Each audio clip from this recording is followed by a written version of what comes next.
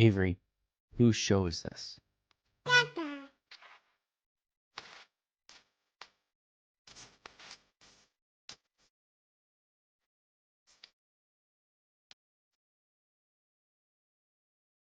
And we're live. Welcome everybody here to the Lakers Lounge podcast. I'm Anthony Irwin, joined on this fine Tuesday night by Raj Chapalu, also of Clutch Points. I guess I am senior Lakers insider for Clutch Points. Raj is senior South Bay Lakers insider for Clutch Points. We are here to break down a fascinating game between the Lakers and Dallas Mavericks. The Lakers wind up outlasting the Mavericks 107-99. I thought the most important moments of this game were in the third quarter when Dallas wasn't able to take the lead, right? They climbed all the way back up. They were down, what was it, 16 or so? And then climbed all the way back up to down like one, and like at various points like tied the game, and then at various other points were within one, but never really took the lead, I don't believe. Never. And that's the Phil Jackson thing where he'll say that like if a team that he is coaching climbs out of that hole and doesn't take a lead with that initial run, that it is just devastating to your chances at winning the game, because you need that adrenaline to carry you through to being able to like take that lead. But then if you don't get that reward, that dopamine reward from looking up at the score and being like, oh shit, we're up, that it really kind of affects you. And I thought this was one of those games for Dallas. But still, the Lakers pulled it off. I didn't think they played very well. Like, I thought this was actually one of the uglier wins the Lakers are going to have this year. So we'll talk about that. We'll talk about Luka facing his whole team. We'll talk about Nico Harrison for some reason attending this game.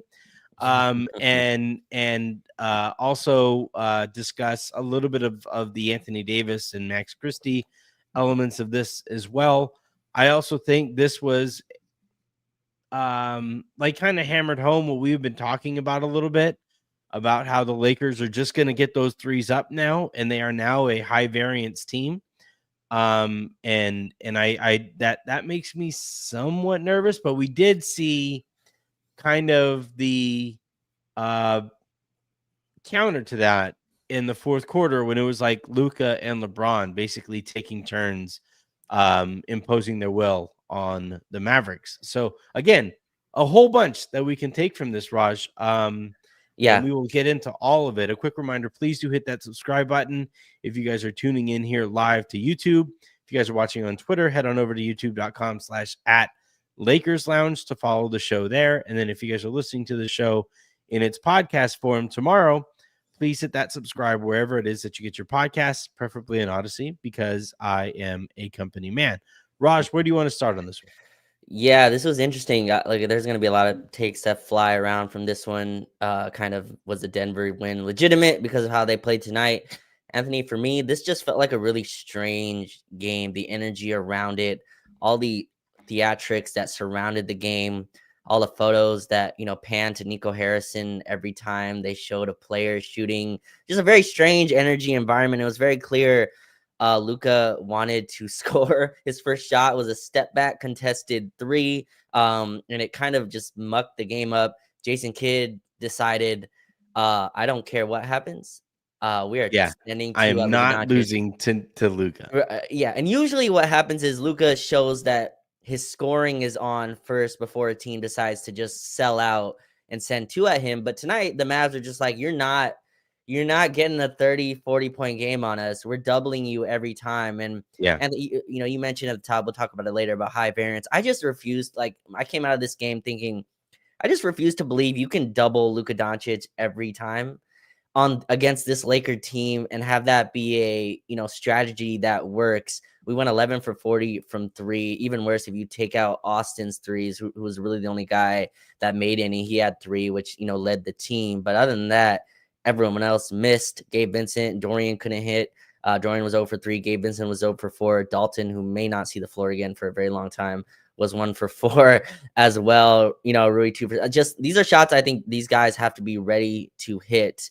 And yeah, it was just a really ugly kind of mucked up game. Credit to Dallas. Max Christie looked like the son that we were hoping he was going to be, and had some nice moments in this one. Showed his youth as well. But that's where I'm at with this game. Just starting off, big picture. I don't take too much from it. I'll go back and rewatch it. It just felt like a game that was very strange. Kyrie Irving hitting tough shots. Klay Thompson turned into 2016 Klay Thompson, which was, which is always tough to guard. And then he had some weird air balls at the end. But I thought in that fourth quarter, you saw the difference in the teams. Funny enough, the whole conversation this week, Anthony, was, how is this Lakers defense real? Their defensive rating is going to increase with this game. I mean, you held Dallas to 99. They held them to 20 in the first quarter, 22 in the fourth. And JJ, it looks like Jackson Hayes is a short leash against these type of switchy teams. But JJ loves that Dorian and Rui at the 5 unit. And I thought that really just overpowered Dallas at the end, where Kyrie had to take a lot of tough shots. But yeah, that just trapping Luka every time. I just refuse to believe that's a strategy that works long term. But the Lakers definitely have to find stuff to do when their shots aren't going in. Yeah, and we'll talk a little bit about the offense and all of that stuff over the course of the show. The one thing that I thought the Lakers got away from that they are going to have to rely on more than I think they are comfortable with is running. When you hold a team to 99 points and get the number of stops that it takes to hold a team to 99 points, I feel like you should be a lot more effective and score a lot more in transition than the Lakers did in this one. Like, the thing about playing small is like, again, I always talk about it as like a culture thing, right? Like, you have to have so much energy on the defensive end to play as small as the Lakers appear to want to, at least until Kleber gets healthy. That's another thing. Like, while I was watching this, I was like, if you basically just give Dalton's minutes to Kleber, I think this team makes a whole lot more sense. Just give Dalton's minutes to literally anybody else. I'm so sad. I wish Dalton just was 2 years more NBA experienced. Like, he's just behind. He's 24. But he's 2 more years NBA experience. He'll be a middle-aged man. Like, come on, 26 is not old. But yeah, I mean, he's older in age, but in NBA experience, he's low. Like, his and again, he processes, I'll say it nicer than a lot of people, he processes the game a little slower than others. Dumb. Like, he's not a smart basketball player. We're allowed to say it, Raj. Okay. It's like you hate those 4-letter words, soft or dumb. You just do not like those words. It's okay to say that Dalton is a dumb basketball player. Okay. Yeah. But he's just not a bright basketball player. Like, the number of times, once you see it, you can't unsee it. The number of times somebody will go to tell Dalton what the play is, something, or what a play is, and then just be like, it's Dalton. Like the number of times they'll go like, Jimmy, it's Dalton, it's Dalton, it's Dalton. Right. And like, they just move off of it. Like, he's not going to play in the playoffs. Like, he's just not. Of course. He's not going to be. The thing I don't understand though is, like, okay, so he's on Klay, and Klay's on. Well, that was the thing. Fire. I was like, fire. Why is Dalton playing? Also, why is Dalton guarding Klay? No, he's guarding Klay, and like, he's leaving him randomly. It's like, your job is to stay with Klay Thompson. Yeah, it's like, what would you do if you were guarding you? Like, how would you guard you, Dalton? Right. That's the one kind of guy that he should be able to understand how to guard, is the Klay Thompson types. And he's just like,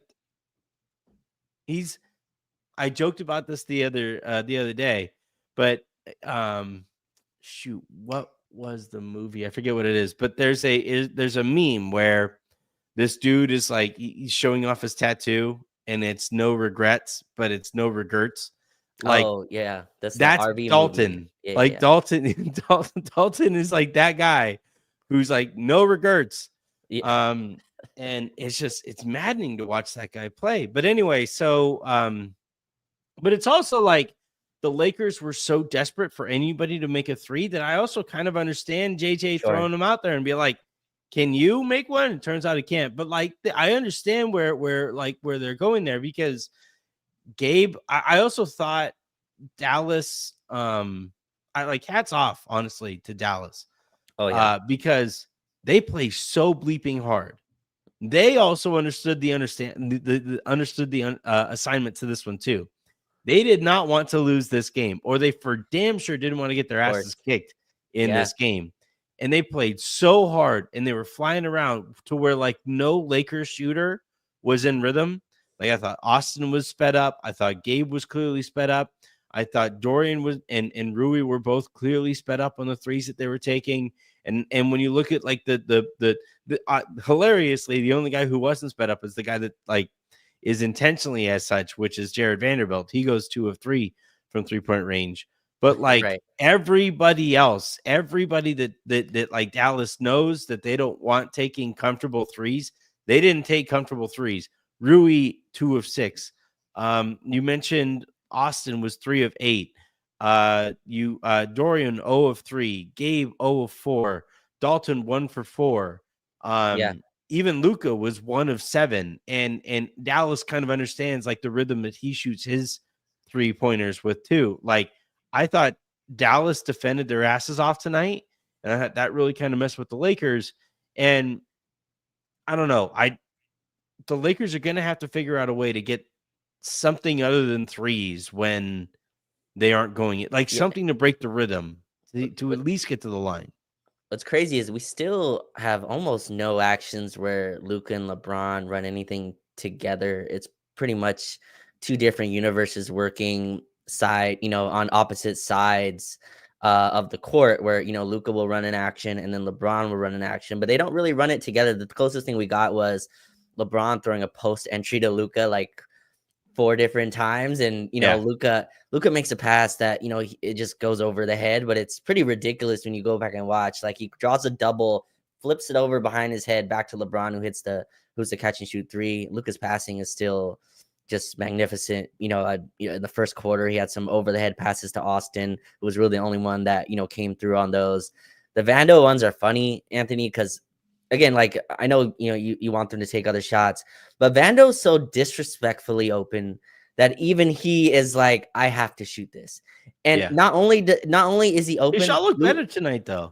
It did. He didn't have as much of a hitch. Like it looked kind of smooth. Like I every time he shot, I was like, yeah, right, yeah, but it looked a little better. It looked right. Good job, but Vando. And Luka's like staring at him, like, you better shoot this. Like I got you this. You gotta at least shoot it, just to keep the defense honest. And he did. It's such a great point, but no one passes to Vando but Luka. Like Luka is like so hardwired to make the right pass, and then like Vando is always so wide open. And it's like, you better shoot. You got to shoot this one. Well, if you're gonna stand in the corner, that's what Luka is going for. Like Luka's like, he jumps in the air, he gathers before he knows where the pass is going, because he passes to areas very similar to what Jokic does, right? You'll see Jokic get mad at a teammate because he's like, you're supposed to be there. It's like, it's just kind of knowing the placements on the floor. But I thought, again, you gave a credit to Dallas. They're small as well, right? So they're another team that's playing a lot of wings. And it's tough to get in transition versus other small guys. I thought the refs really let both teams be super physical. There were a lot of plays where Luka and LeBron were in transition and the ball got slapped away. Were they fouls or were they not? Some of them were on replays. Greg Anthony on TNT was like, I like the physicality. I love the fouls. And it's funny, while he was talking, the replay showed like Luka's arm getting just absolutely raked over a drive. But yeah, they should rescind that technical. Like that's something that the league should probably look at, is like, if the call that a player is complaining about is wrong. Right. Right. Like if the player is making a fair point, you should rescind the tech. Yeah. No, for sure. I don't think they will. I just maybe they go back and look at who knows if they go back and take it. But I thought Dallas that was a really smart game plan, very similar to what we did to Jokic kind of stuff. Not letting Luka have any kind of offensive rhythm, and Luka, being special as he is, somehow still got up to 19 points. I think I talked on our last pod how his rebounding just goes over because of when you list out what he's good at, rebounding is like the fourth thing. But that dude just, 15 rebounds tonight, got the triple-double, I think, with 12 assists, still impacted the game. The threes aren't there. Again, the step-back threes were all contested tonight. He had like one catch-and-shoot three that was also contested. Dallas kind of understood the assignment there, not letting him get anything clean off. But yeah, the Dallas is a really good defensive team. They've been playing defense pretty well for the last few weeks. And to your point, they play really hard, Anthony, because they have to. Like that talent level that they're at, they just kind of have to really beat you with effort. And I thought it was fitting that I thought LeBron really got to chill for the first 3 quarters. I mean, he didn't really have to break down the defense too much, was letting Luka control the playmaking, letting Austin do his thing. And in the fourth quarter, he's fresh to go and have 14 points while Kyrie's legs are kind of dead.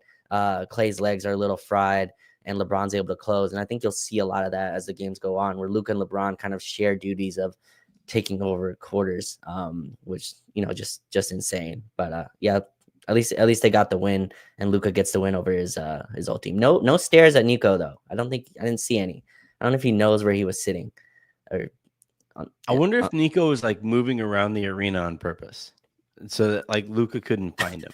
He was in like a bright suit, I think. No, he was like matching the shirt that I'm wearing right now. It was like a bright electric blue suit. Yeah, very such a narcissist, right? Like such a thing. I tweeted out like, why would Nico subject himself to this? And so many like Mavs fans who now follow us because of Luka were like, because he's a fucking narcissist. Right. That's why you would do it, because he has, Right. Yeah. He has crazy main character syndrome. That's why he's there. Right. Just the brightest suit, sitting at the scorers table, like middle of the floor, watching Luka shoot. Just very main character syndrome. Very much. Yeah. Put the camera on me. I did this. Yeah. I'm standing on it. All right. I just wish AD and Max weren't there, because then I would have really leaned into like all of the thank you Nico chants, because it is on one hand objectively funny to do that with Nico there, but it also is a little disrespectful to Anthony Davis and to Max, right? Who like, especially Anthony Davis. Max, like, whatever, Sure. He's like your classic, not throw in, but like solid piece that goes in a trade. Anthony Davis won the Lakers a championship. Sure. Had the Lakers like believed in him, probably could have won them another one. And like, he also is like a good dude and left on good terms, and especially with the fan base.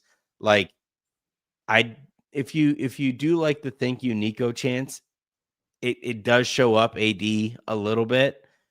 However, it's so funny that it's like, I don't care. Like, just do the thank you Nico chants. Yeah, I'm with you there. I don't think it's I don't think it's disrespectful to AD. I think Luka's this trade is so unprecedented and just insane that like thank you Nico should be something that stays kind of in the online sphere, but that reaching like the stadium and it being loud enough that people can actually video that coming out, to me just shows how insane that trade is. So no, it's not disrespectful to AD, at least to me. I mean, it is a little disrespectful because he's like the main piece that went back. Like thank you, Nico, for taking Anthony Davis for Luka Doncic. Like, it's thank you, Nico, for handing us Luka.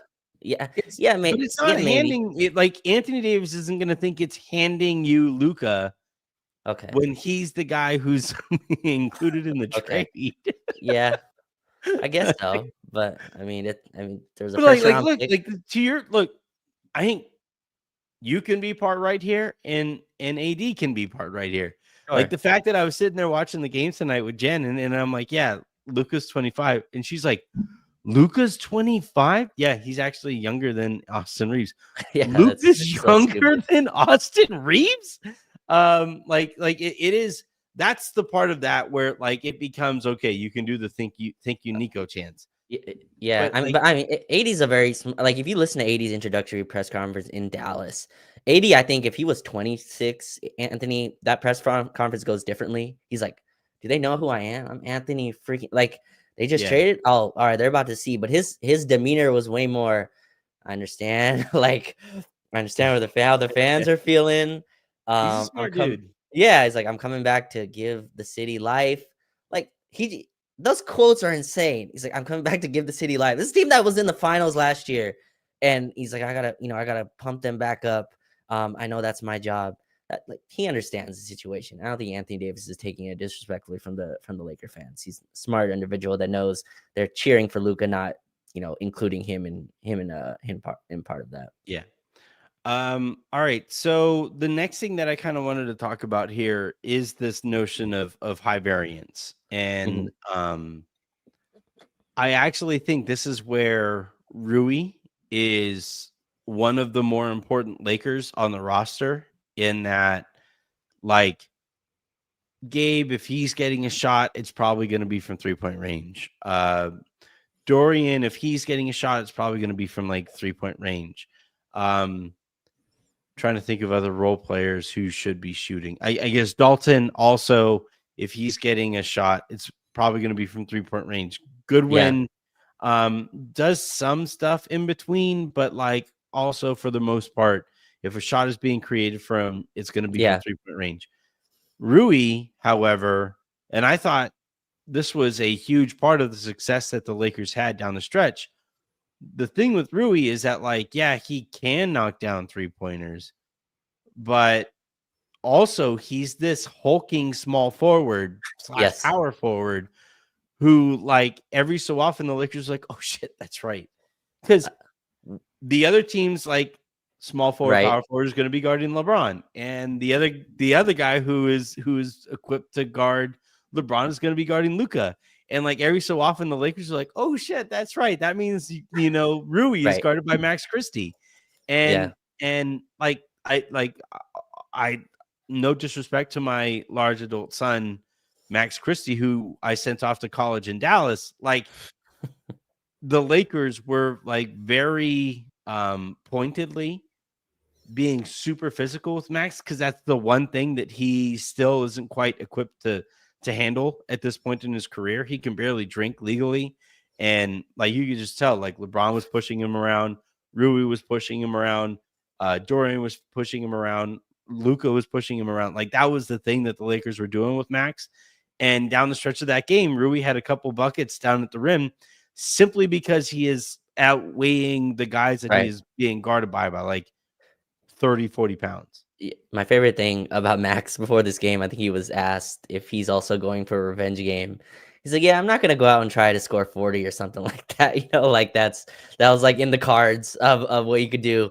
No, Max was awesome, but yeah, I wish they walked around like with like a weigh machine with Rui and going, "Do you know how big you are like compared to everyone else?" And Rui was awesome, by the way. Led the team in minutes tonight with 38 minutes. His ability to be a part of that small ball group and his defensive instincts, I feel like, are getting better, and his just understanding of where his rotations need to be with this team and this coaching staff has really increased. But you're right. I mean, he went 2 for 6 from 3, but a lot of his baskets. This is the first game where we ran stuff through him because our offense was so just stagnant with the amount of switching Dallas was doing. They're like, okay, you're gonna switch everything. Rui has a matchup. He had like a turnaround lay in over PJ. There was a play where he cut to the rim and was under the basket and decided to kick it out. It's like, you have a dunk, go up, like, or get to the line, get fouled. But no, yeah, Rui's a huge threat now as your fourth kind of offensive option. Again, put up 15. I think he's been super consistent offensively. 15 and 6 rebounds, 2 blocks, one on your son, Max Christie. That was pretty disrespectful. Yeah. I thought, where he screamed at him at the end there. But no, like Rui's a guy that you can definitely kind of move around the court. And I think Luka and Rui will kind of grow their relationship. It's clear they're a little bit not on the same page yet. Like Rui cuts when Luka wants to kick out to him and vice versa. But no, I'm with you. Rui has some offensive kind of skills that you can leverage that's not just 3-point shooting. And it's kind of rare. Like the opposite from him and Dorian. And Dorian, my God, I hope we get to him at some point in this pod. But Yeah. Dorian just doesn't have the offensive like down low package. Like I'm not sure the last time I saw Dorian take a layup in the half court. I'm trying to think if when that's happened, but Rui, like, he can get down there and bulldoze guys down there, and he also gets to the line a little bit. So yeah, no, Rui's been great. 39. I mean, led the team, Anthony. It's clear JJ trusts him. Like, so funny, the dichotomy of this year versus last year, where Rui was like fighting for 22 minutes a game, and this year, like, JJ just plays the hell out of Rui Hachimura. It's so fascinating. I mean, I said, right, and I said this a few episodes, right? Either Rui has to develop into the player that the Lakers need him to be, or this offseason they have to move him for the player that they need him to be. And so far, like, I'm in this game. Now, look, in that fourth quarter, I thought it was really beneficial that the Lakers like reminded him of, like, Rui, go stand by the basket. Like, Yeah. We are playing 5 out for a reason, right? Like, they had with that lineup that they have out there, where it's Austin, Luka, LeBron, Rui, and Dorian. Like, somebody occasionally can just go stand by the basket, depending on who is standing next to them. And every so often, like, you could actually see sometimes the Lakers like walking Luka there, like, or not Luka, Rui there. Where it was like just come over here, come on here, and stand here. And like, actually, one of Rui's buckets late, either that or he got fouled on the play. But one of a couple of the points that Rui scored late in the game was literally LeBron looking at him like, no, go there, like, just go, like, and he like guided him to the basket. And I think Rui was expecting to like start at the block and then eventually make his way to the 3-point line, when like Austin would fade up to the, would float up to the wing.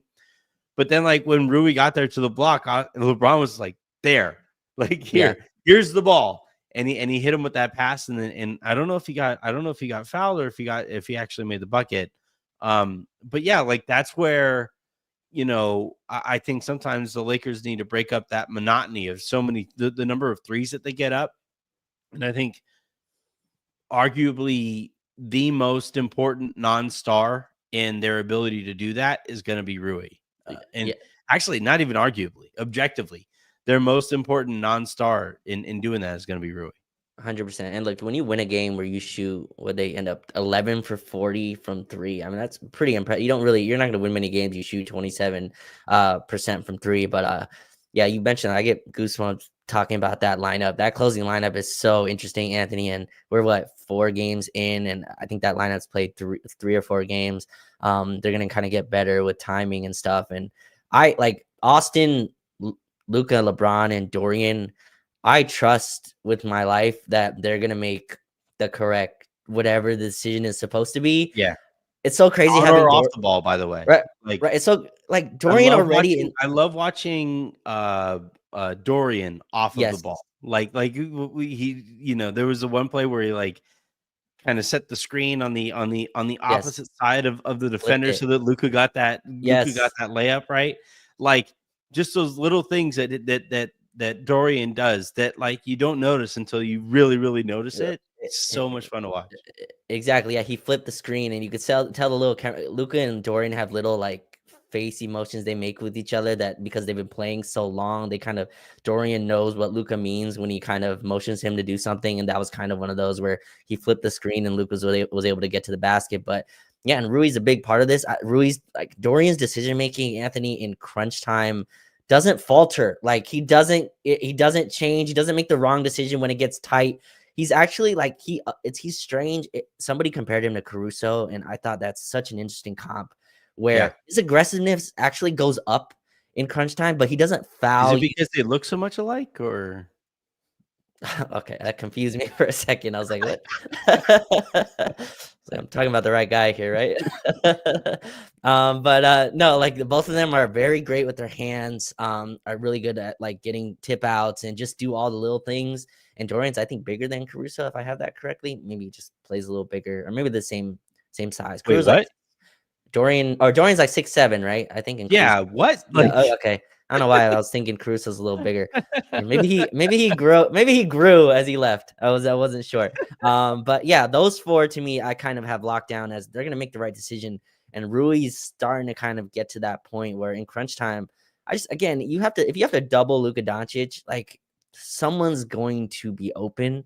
And LeBron got a lot of tips from that, and Rui's really taking advantage. But that closing unit, Anthony, I would like Hayes to play a little more. You've been on that. JJ just doesn't trust big men that aren't named Anthony Davis very much. Yeah. And Jackson again played 16 minutes. But Rui, though, I mean, plus 19 in 38 minutes led the team, not only in minutes, but also in plus minus, was a super effective and having just a great 4 weeks of basketball so far. Really quickly, I don't want to spend too much time on this, but the other guy who followed Rui both in terms of minutes and plus minus was Austin. Oof. And like I said this the other day, was it yesterday or the day before? But it was like the Lakers have a big three right now, a legitimate big three. And one of them is making $12 million.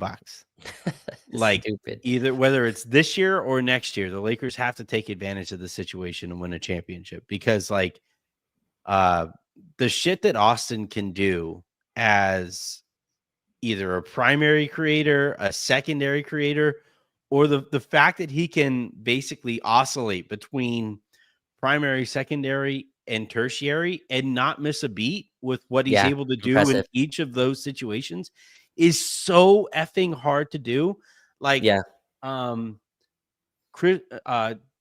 Love had to talk to Chris Bosh about what it was like to go from like being a star to being a tertiary player on those Miami Heat teams. Like, the toughest thing to do is kind of try to find your spots as an on-ball creator, an on-ball impact player, and still be able to like maintain that kind of impact while also staying in rhythm for those moments that you're a secondary or sometimes primary player. And the fact that Austin is able to do that and has been able to learn to do that over the course of his career in the way that he has, and then this year do so like over the course of a game, to where at various points at no point was he ever like the best player on the court or anything like that. But fuck me, man, I trust that guy with every moment that he's on the ball. It's like, yeah, all right, that guy's gonna do it, and he's an undrafted player making $12 million a year. Yeah. I mean, that I think he's outperformed that so far. He's playing like a plus $20 million, close to 30, I think, $1 million player. No, Austin's just his ball handling and his scoring. Anthony, he scored over 20 in 8 of the last 11 games, including a 45 one in there, a 32 one in there, a 27 one in there. Like, his offense has just become so consistent, and he's one of the few players that really hand off when Luka makes the pass. Like, he hits pretty much every shot that comes from Luka's passing, and Luka trusts him as well. There was a play tonight where I think in the fourth quarter, LeBron handed it to Luka, then handed it to Austin. It was just like, what? And Austin walked the ball up and kind of created a shot. No, he's been fantastic. I think the Lakers have the best like 3-headed ball handling, unit in the league. And I think if you look around at third options, there's just not a better third option that has the ball handling and scoring ability of Austin. You can go around the whole league and kind of look at that. Austin's incredible, and I'm so glad he didn't take the approach, because I thought he would, and it would have been understandable to go, all right, Luka's here, I got to kind of acquiesce to him, and you said third option, and I think you're correct on that in like the larger scope. I think Austin's the second option for whoever's the first option on that play, right? It's like, so when whoever has the double team, he's the release valve, which is freaking stupid. Like, he's the short roll guy, and his passing has gotten so good that you can't just overplay on him. Dallas tried to send 2 on the ball, and he did like a perfect lob to Jackson Hayes. He had a skip pass today. I got to go find it, where it was like a Luka skip pass, and I don't even remember. He was in like the opposite corner, threw it to the other side on the money. I think the guy missed, but his passing, is just, that's what has separated him from, hey, he's a cool bucket getter, the Lou Williams, I saw someone comparing him like Jamal Crawford, but the passing that he's gotten to puts him at that next. You can give that guy the ball at the end of playoff games, and the Lakers have, but even now, like because of his playmaking, you can kind of trust him to make the right play. It's just Austin's awesome. I'm glad you said big three. Some people are scared to say it. Lakers have a freaking big three. Yeah. And they're Well, all playing well. it's the difference between Lou Williams, Jamal Crawford. Think of all of your classic 6 men of the year types. Right. Jordan Clarkson, right? It's the difference, like going from that level to Manu Ginobili. Like the fact that the reason that the Spurs were so difficult. Actually, it's funny because Jen and I were talking about, she was watching the Lakers and I told her tonight, I was like, this is a Lakers team that you should now really be paying attention to and getting to know, because this team can win a championship. I will stand 10 toes down on this take. I think the Lakers can win a championship this year. Yeah. And she was watching him play tonight and she's like, holy shit, they're really moving the ball. And I'm like, babe, just watch. They are always one pass away from a great shot. It's actually obscene to watch them play the way that they can offensively and how easily they create shots. And she was like, yeah, this team like kind of reminds me of those old Spurs teams. And I'm like, yeah, there's Manu sitting right there on the wing. Right. Like Austin, like he starts, which, you know, makes him, people aren't going to connect the dots there. But with everything that he's asked to do, where like sometimes Manu would be like, you know, he would be the primary creator sometimes. Sometimes he's secondary because Duncan had the ball. Sometimes he was tertiary because Tony and Duncan were doing stuff and he had to figure out how to operate over there. Like Austin is playing like Manu Ginobili, and it's so much fun to watch it. The part I don't want to get lost is, and you know, Kyrie hit some tough shots, but Austin was a primary defender on Kyrie Irving too, right? He's the guy you throw on him. Ass kicked, but yeah. I mean, it's Kyrie Irving, so like you kind of have to dictate the shots you want to get beat by, right? And JJ Redick, and the ways that you get beat, right? Like the ways that, like actually, it was funny. I was having a conversation with Austin's agent about this, Aaron, and how like when AD was on the team, it was a lot of funneling to the basket, and that's a different style of defense.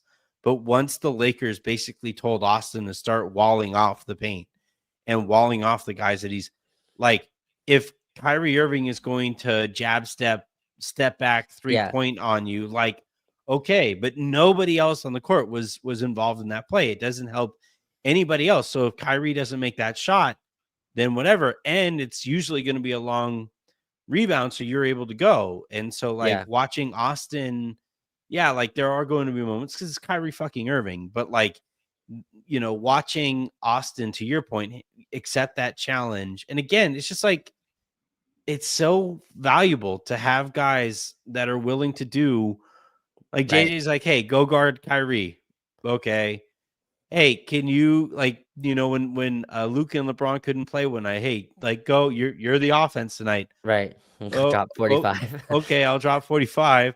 Yeah. Yeah, like, hey man, like we need you to like score in spurts here. Like, can you just find your spots, whatever? And Austin finishes with 20 points on 12 shots tonight.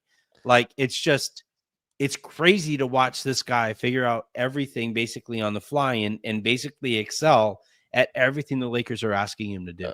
Right. And again, Kyrie, not trying to disparage the game he had, but I mean, you force him to take 27 shots to get to his 30 plus points. He only went to the line 3 times, right? 6 free throws. He wasn't really, he got 4 assists. So you didn't keep him in check. He still had an awesome game. Obviously 35 is an incredible night for him, but you at least forced it into volume. And he was a -10 on the floor. So you really won the minutes that he was out there. That was the assignment, right? Like, it's go out there, make it tough for him, make him have to take step back shots, make him have to take an extra through the leg, dribble, step back. And I thought Austin just did that fantastic. Where Kyrie really cooked, honestly, was I think he had 2 step backs over Luka and then 1 in transition. And then he had some contested finishes at the rim. But again, Austin's not a shutdown point of attack guard, but I think he's good enough on the end that he can allow this really swarming kind of defense to lock in. And I mean, and that's an impressive fourth quarter. I mean, you had, again, Kyrie cooking, Spencer Dinwiddie, I thought, was hitting some insane tough shots. you held them to 20 points in the fourth, 22 in the first. Not when the defense locked in, they really were able to kind of keep Dallas in check. And once their offense hit any rhythm, this game was over. And again, like you went through the shooting numbers. If any of those guys just have average nights, this game is probably over. I thought this game changed when Lakers were up 16 and Luka didn't get that call. And then Max Christie hit 2 threes, cut the halftime lead from 16 to 8. And I thought that changed the whole tenor of the game.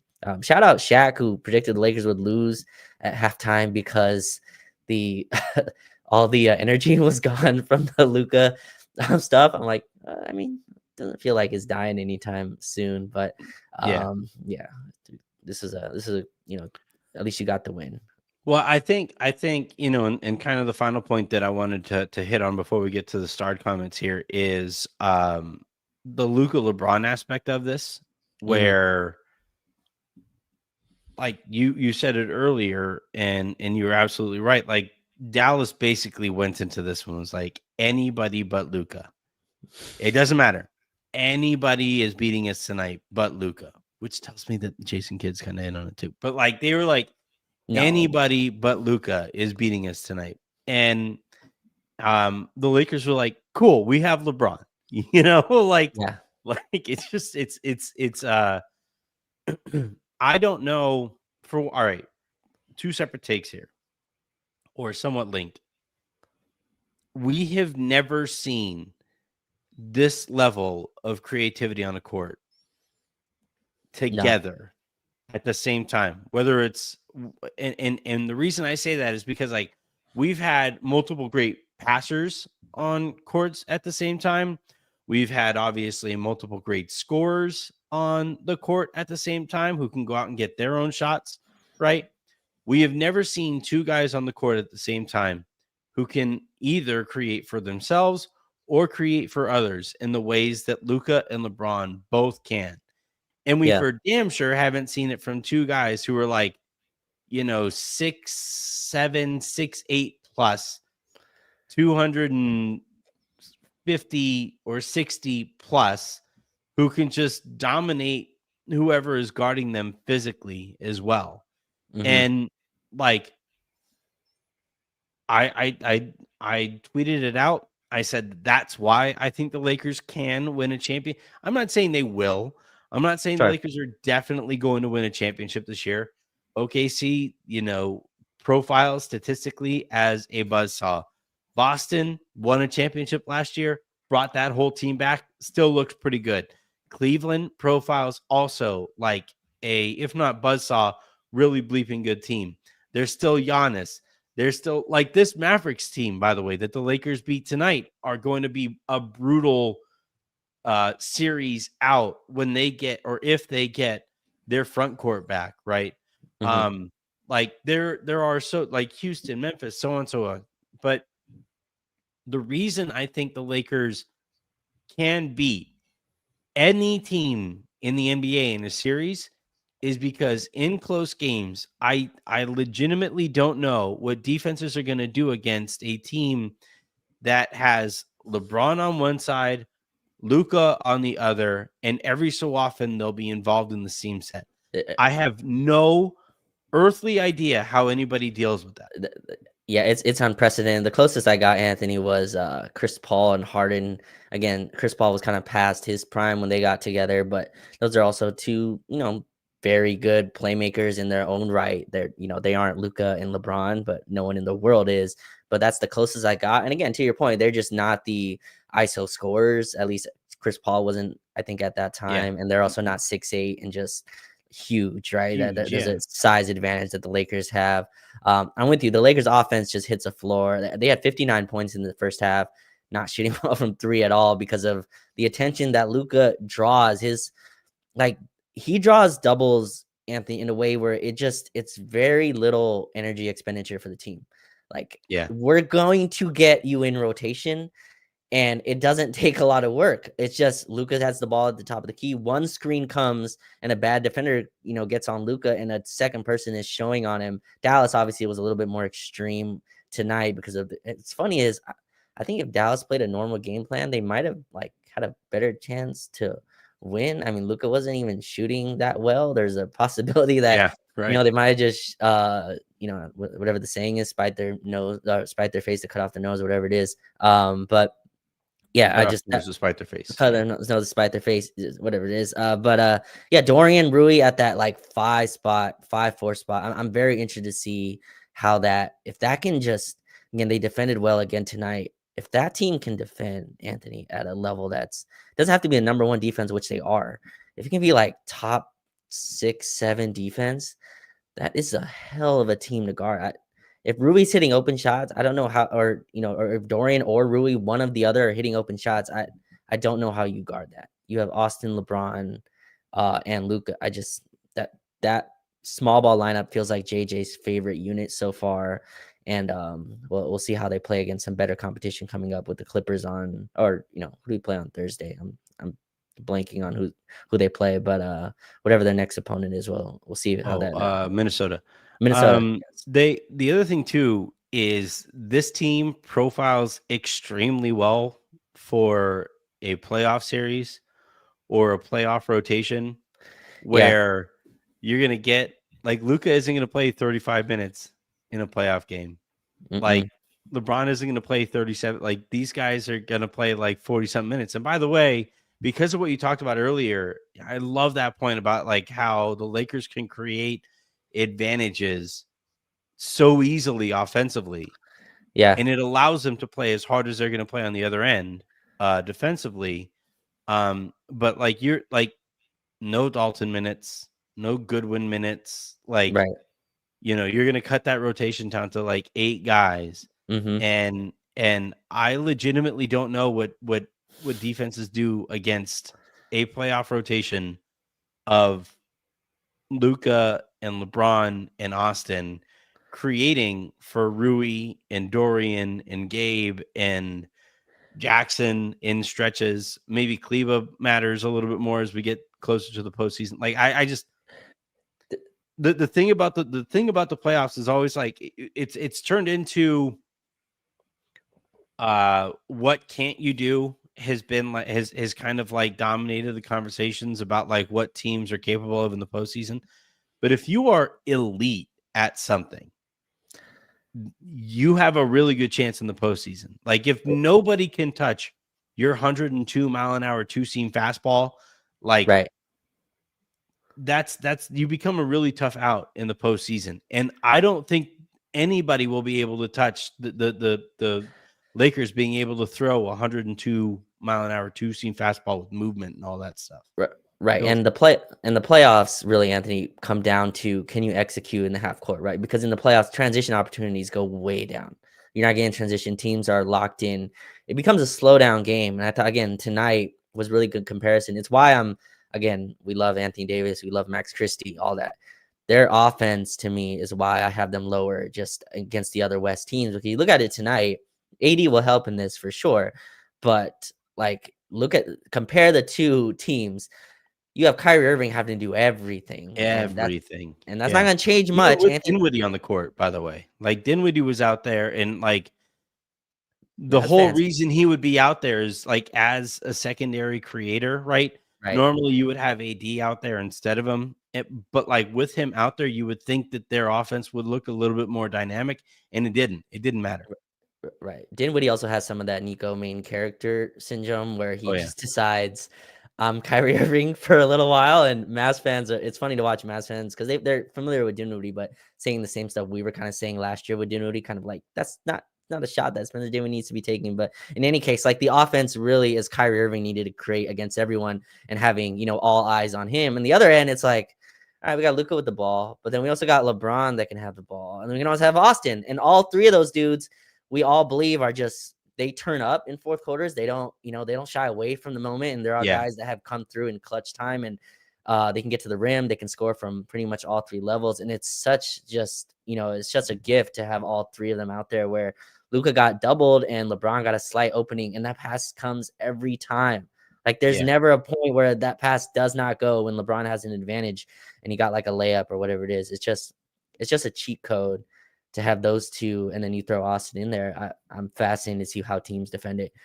Denver was shocked by it. I thought Dallas did a nice job switching and kind of mucking up the game. But in crunch time, the Lakers got kind of whatever they wanted. So we'll see what they do against Minnesota. I think that'll be kind of what it looks like in the clutch moments with this team. Like Raj, I legitimately don't know what defenses are supposed to do, especially when it's that 5-out unit that JJ really, really likes, right? Where all 5 of those guys are catch and shoot threats. All 5 of those guys, can, if they backdoor, right, they can at the very least get to the free throw line. 3 of those guys can create for themselves or anybody else on the court. Like I'm watching this take place, and I'm trying to stay somewhat like realistic here. Yeah. And somewhat grounded on what the Lakers are capable of. But if those 5 guys are healthy, and specifically if those 3 guys, Luka, LeBron, Austin, stay healthy, yeah, like that's the thing, is that like I'm concerned about how the high variance aspect of the Lakers, like over the course of like for the first 43 minutes of a game, because they do rely. They got 43 pointers up tonight, and they're going to get those threes up. And when you shoot as many 3-pointers as the Lakers are going to shoot, you are inherently, at least to a certain extent, high variance. But what brings the Lakers back from just being able to call them only high variance is in those last 5 minutes, those 3 guys, and like they're going to get a great shot every possession down the stretch that those 3 guys are on the court together. My only pushback on high variance is what's not high variance is Luka, LeBron, and now Austin are not high variance. I thought Bill Simmons put it pretty nice, and Bill Simmons just talking with anger, right? But he's able to analyze the basketball. He's like, if you're going to get, I forgot what their combination was in Denver. I don't really think of it this way, but Bill Simmons does a good job kind of explaining how if you're going to get, and I think he put out like 60, 18, and 13 from your 2 guys, like it's going to be hard to lose a lot of games. And you can throw Austin in there. Like you're going to get like 80, 25 and like 20 in terms of rebounding. And that gives you a floor that's so freaking high that like, again, tonight, you look at the numbers, Anthony, Gabe and Dorian combined for 0 for 7. Throw Ruiz in there. They're 2 for 12 from 2 for 16 from 3 guys that you think should hit 3-pointers. Luka Doncic also goes 1 for 7, which I think isn't going to happen. And again, Luka 6 for 17 tonight. It felt like a game where he really pushed the envelope. I think at a normal game, Luka just continues playmaking. This was a night I think he wanted to send a message. So, yeah, that's my only push on the high variance stuff, is that your top 3 guys aren't. Now, the other shooting is Gabe Vincent has been pretty consistent. We'll see how that continues. But I trust Dorian to hit when it matters. I trust Rui to at least hit a few when it matters. And that's all they really need to do. And this defense has shown that it's been consistent enough throughout this run. All right, let's go ahead and dive on into some of these super comments before we get up out of here. That always starts with this very important clip. My bad. That was on purpose. All right, let's go ahead and get to Brandon Oming, who kicks things off. DK is deaf horrible. Concerned about Gabe Vincent's 3-point shooting. The thing with Vincent is he needs Vincent is way more confident than he should be, and he will just fire away.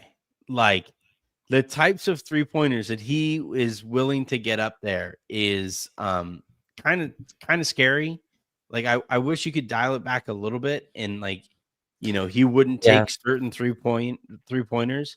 But I agree about Dalton, but like the Gabe thing, I don't think very many teams are as well equipped as Dallas is to make his life as difficult as they did. It's a very long team. It's a very athletic team. They really got after it tonight defensively. Normally, Gabe was able to shoot with a little bit better rhythm than he did tonight. And when Gabe like I'm confident now at the point where like if Gabe has time to set his feet, get those laces lined up and all that stuff, I feel really good about that going in, especially from the corners. But if he is even slightly out of rhythm, things really, really change. Yeah, I mean, there was a time, even this year where Gabe refused to shoot. So I'd much rather have Yeah, it's true. this where he's in aggressive mode. And tonight didn't go in, but I trust like Gabe Vincent can kind of discern what's a good and bad shot. Only 16 minutes tonight, which I think was telling that he's another guy that JJ can really turn the dial up or down on his minutes, you know, deciding in terms of how he's playing. But yeah, I'd much rather have this Gabe than the one that passed up every single shot Yeah. that he was open for. So Luka fan 77 writes, it's scary how good the offense will be once Luka gets his legs. One tick though, JJ can't play Vando and Dodo when they're doubling Luka like that. I see what you're saying offensively, but I love the amount of chaos that yeah, Vando and Dorian create defensively. I think Vando is on a bit of a minutes restriction. He played 14 minutes tonight. I would probably prefer to have him up like closer to 17 to 20 minutes a night or so. yeah. The offense obviously is a bit of a concern, and he plays so hard that I understand limiting his minutes a little bit. But if you take away like 3 of Dalton's minutes and give them to Vando, I'd be fine with it. Yeah, I mean, it's tough to play Vando. I think the thinking was when nobody can shoot, right? That's when his kind of deficiencies are glaring. When everyone's missing and they're playing it off him, it's pretty loud. And he hit 2 threes. I love the tenacity and I'm just gonna get into it with every single play. I don't care. Like I'm gonna shove Kyrie for no reason and just tick him off Yeah. a little bit. I'm gonna talk at their bench. I'm gonna be overly energetic and physical, even on plays where it's not necessary. I'm diving and hitting you on loose balls just because I want to do that. And I think this team needs that. I think you tweeted out something that was spot on. There was like an energy deficiency going on. Like felt like everyone the building was a little dead. And Yeah. I thought Vando came in and just kind of upped that to the intensity that was necessary. Yeah. Vando is that guy in a mosh pit who like everybody is like real like the whole time you're in the mosh pit, you're kind of like keeping an eye on that Right, guy over right. there. Like, A little worried. Yeah. Is stay over he there, close to like, me? let's stay over there. Like, you look like you're having your fun. Right, Go have your right, fun. Like, have your fun right, over right. there. And he makes every other player on the other team uncomfortable. Yeah.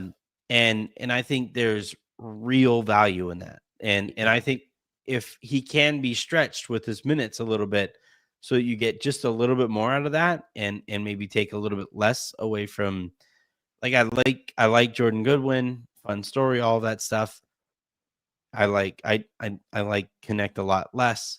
But like if you take some of their minutes and give it to the Mosh Freak in Vando. Vando, I'd be fine with that. Mhm. JK Productions writes, "Is it odd that Luka disappointed me tonight?" I so it was funny. I saw a whole bunch of people like tweeting out how like there isn't a an over under high enough on the points that Luka's going to score. Oh, yeah, I saw that. Um, that like that like I actually really felt the opposite. Mm, For like a variety of reasons. For one thing, Luka is hardwired. LeBron's the same way. Luka is hardwired to make the right play. And if he's double teamed, he's going to make the pass out of it. And like tonight, Dallas was, and the other reason too is that like I'm pretty sure Nico and Jason Kidd and that entire organization was like anybody right. but Luka tonight. Anybody like literally like staring into the thing like Jason, anybody but fucking Luka tonight, Yeah. and I you can do that. You could try it, and I thought Dallas did it, and but Luka is always going to make the right play, and like I think sometimes he'll force up shots because like he thinks the right play is getting a shot up sometimes, but at the end of the day, like I just didn't see him going for like 50 or whatever tonight, just because it's so much going on. He also said after the game that like that was super weird, and I'm Yeah, really happy it's over. I'm happy I got that first look at it. Probably going to see a lot of the same stuff in Dallas too, by the way. Like yeah, it's got to be really weird for him to look over there because like on one hand, he clearly probably hates Nico Harrison, right? sure, And like he had that one stare down moment, and like after the game, all of his old teammates came up to him and was like, yo, and like yeah, he was yeah, dapping up everybody, and you have that going on. So he's like separating those guys, I think, from how much contempt he feels for sure. Nico. Hmm. And I think it like really kind of muddies the waters a little bit. So I think there's a lot going on. And I understand that like there would have been like a like from us being just really, really petty, it would have been great to watch Luka drop like 65 on their heads or whatever. I just never really saw that in the cards. Yeah, I think most people wanted like at least a 40-point night. And I think Tim Legler has like the best description where he says Luka puts his foot in the water first when a game starts to try to see how hot he is, and the Mavs close the pool off. They're like, you're not even touching it.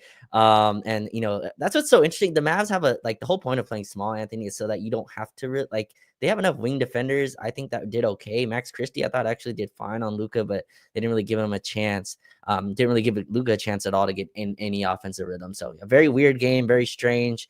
Just a weird environment from the pregame to, again, I mentioned earlier the Nico photos, and I'm sure Luka saw all of it. He's warming up while Nico's at the scores table. Just everything that's not about basketball. That's what kind of it started with. So yeah, glad Luka's over it and gets to move on.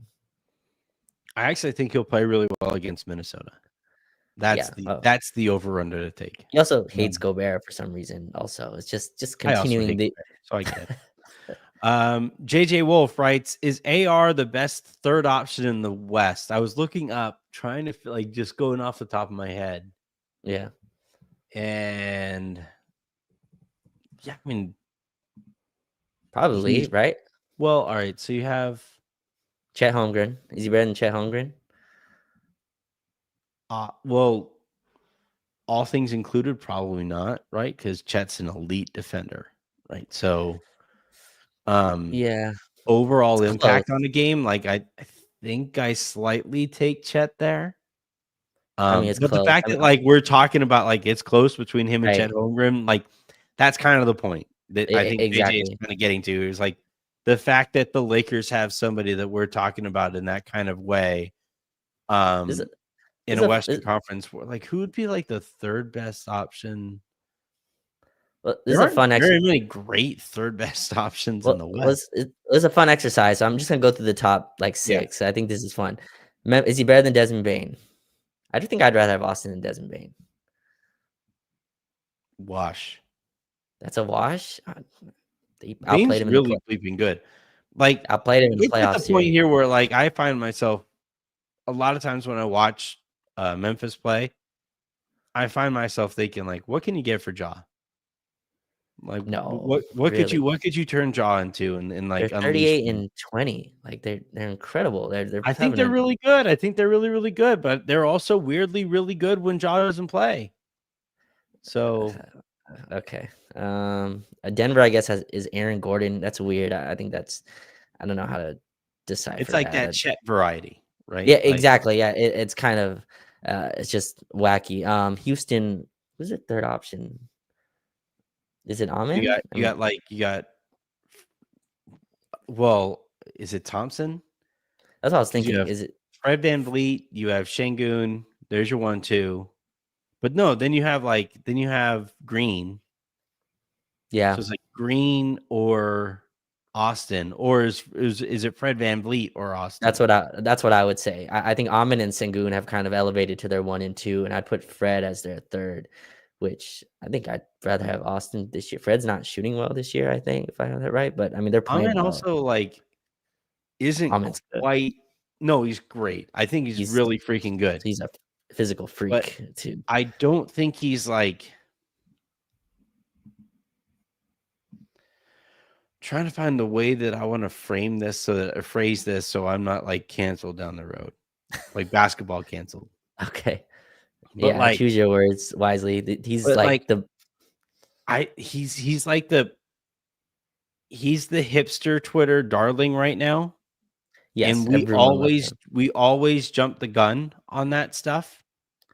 And we Yeah, talk about this guy in like in this way that he maybe isn't quite ready to be talked about.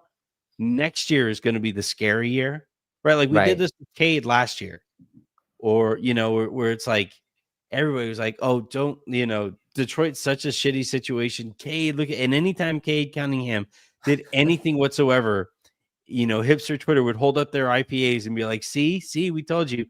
And then this is the year that Cade really was like, right. Really, we all get to cash in our NBA hipster tickets on that one. Next year is going to be the year with, I think, Amen, where it's like, oh my God, like the league is like on watch kind of shit. Yeah. I just don't think he's there now. He's not, but he's definitely showing the attributes of a player that like because I think he's gonna pass Sengun. Like I think Sengun got the contract. I like Almond better than Sengun long term, but well, we'll see. Just two more teams. The Clippers. What is it? Norm Powell would it be, or is he their second? He's second. So you have Harden. Oh, he is third because you have Harden and Kawhi, right? So Norm would be Kawhi. It's hard for me to count Kawhi because like he never played. I also forgot. I was like Harden, Norm, but Norm's having an incredible year. Norm's good. I think Wash between him and Austin. Last one, Minnesota. So it's Ant, Gobert, and Randall, or would it be Austin? Okay. Yeah, you could choose any of those.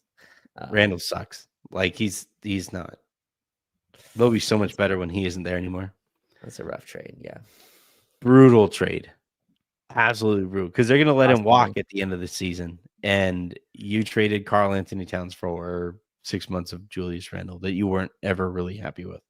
And Dante DiVincenzo, I think that's like people. That's part of the hipster Twitter that you're talking about, Anthony, where it's like they traded Karl Towns for Julius Randle, and everyone's like, well, they also got Dante DiVincenzo. It's like, yeah, would you? Minnesota people are some of the nicest people on planet Earth. They will freaking murder you if you ever try to explain that trade.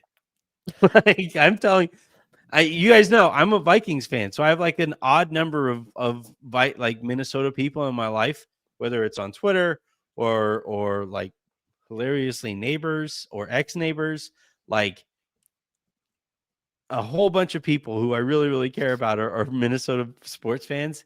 And if you even try to explain the cat trade, they're like, no, just stop talking. Like, just shut up. And like the nicest way that they possibly can. Like they offer you like a drink while they're telling you to shut the fuck up about that trade.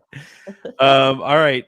Barnes writes, Lakers plus 20 net rating with Hayes on the floor, plus 9 with him off. 11 difference. Why isn't JJ playing him more than 15 to 20 minutes? I think it's an ideological thing there with JJ that like there's a type of big that JJ trusts. Jackson Hayes is not that big.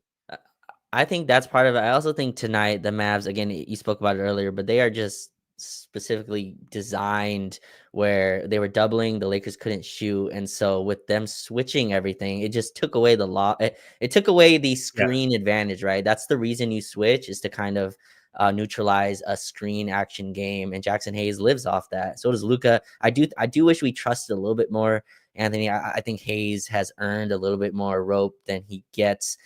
He does make some questionable plays here and there, but I do think that threat as a lob guy just pushes, the team. It just gives them another look that, the small ball unit just can't get to. So, but yeah, 16 minutes is probably on the lower end, but he was a +8. I mean, he was solid in his minutes. Yeah, I the thing with Jackson is it's also really clear when his like head is right in a game. And I think JJ was 100% right to bench him right after he shoved That Dwight shove Powell. was hilarious on the I was replay. just like, It's just what the like did you see LeBron's reaction was like, you shoved him with 2 hands. What did you yeah. expect them to do? It's Well, just like cuz I thought all game he had kind of a tough whistle. Hayes did. he did. Like Yeah. it was kind of tough calls here and there. Could have gone either way, all that stuff. Yeah. And then like like he complained and yelled at the refs on every one of those calls. It's like, all right, I get the complaint there. Then Yeah. he shoves Dwight Powell and he's screaming at the referee, and I'm like, why? Like, why shove him? And then why think that you were gonna get away with shoving him? Right. Yeah. Just LeBron's reaction was so perfect going, you pushed your hands out, and it's just because LeBron's usually on his teammates' JJ side. was like, you get to go to the bench now. Like Right. 2 hands, you get over there now.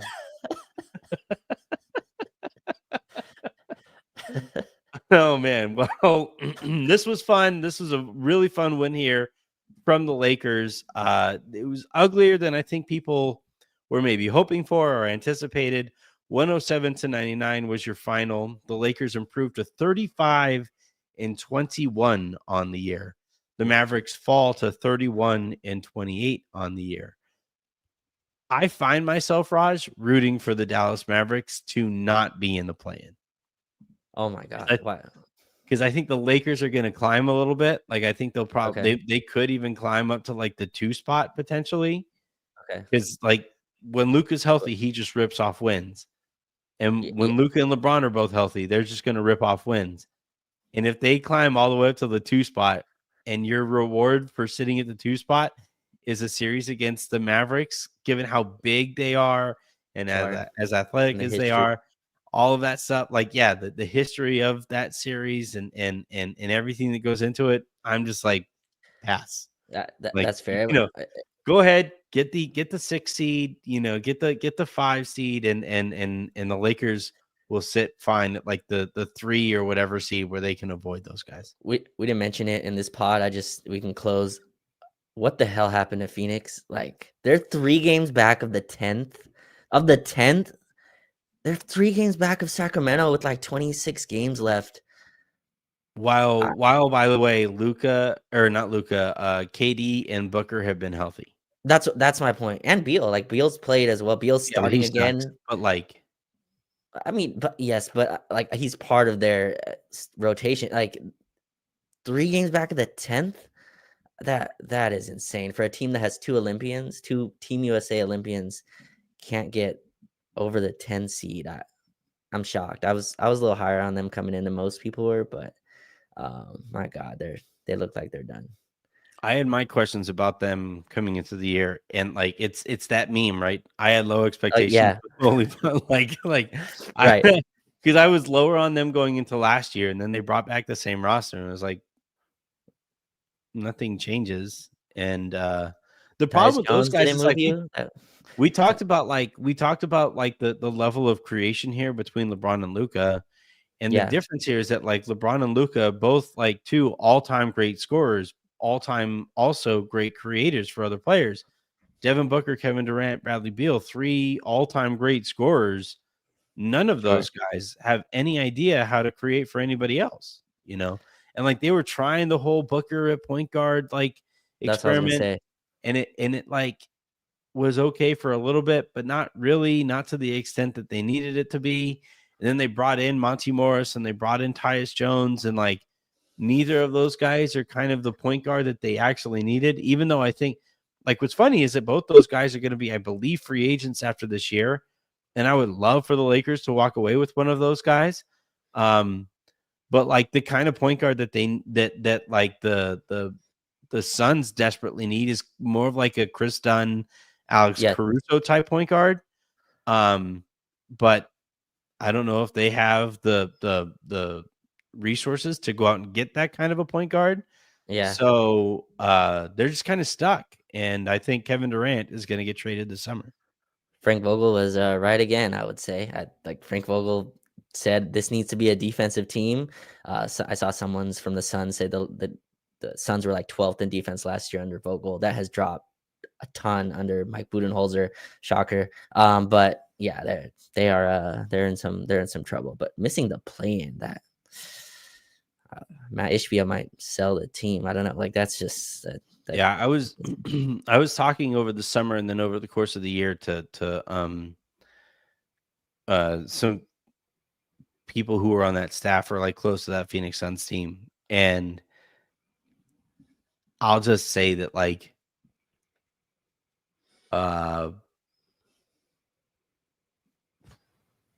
it doesn't appear as if those three guys are actually willing to do whatever it takes to win.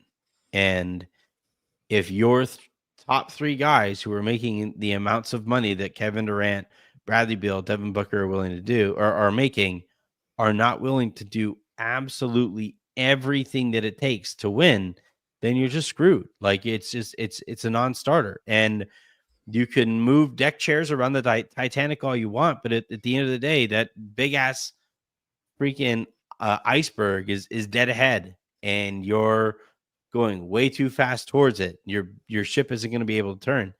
And yeah, like they got to break it up and they got to tear it down probably. Like as much as like it's like, yeah, you got to trade Kevin Durant, you got to see what you can get for Kevin Durant. Like probably also need to trade Booker and like go into a like a full-on rebuild, even though you don't have any of your picks. See if you can get some of your picks back. And you know that Bradley Beal is great on tanking teams. Like he is the perfect tanking player. And then in a couple of years, your books will be completely wide open all over again. Yeah, that it's gonna be tough for them. But Bradley Beal, the no trade clause kind of takes that out of it, though, right? He gets to decide where he goes, which probably through a rank and everything. Booker, not Beal. Beal Oh, is there. Like, God, that's so sad for Suns fans. Oh my goodness, you get to watch Bradley Beal with the final member of this big three to stay there. That would be tough. Yeah, that would be nasty. I'm so glad we're Lakers fans. All right, that is going to do it here for this episode of the Lakers Lounge podcast. I am going to cut this up and put it up on the pod feed. So if you guys are following along there, hit that subscribe button wherever it is that you get your podcast. 4,500 or so people tuned into this between Twitter and YouTube. So please, to those of you who tuned in, head on over to youtube.com/@Lakers. Lounge. It is not Lakers, Lounge.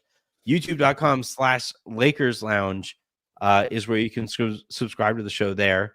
And yeah, until let's see, tomorrow, fun show ahead as I will be talking to Adam Mattis.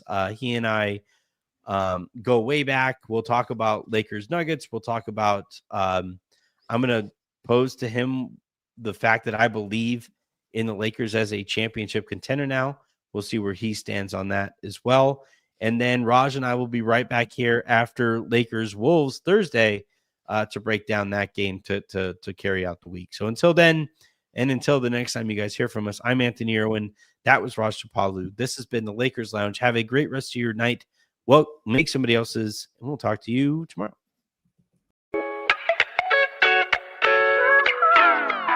Bye, everyone.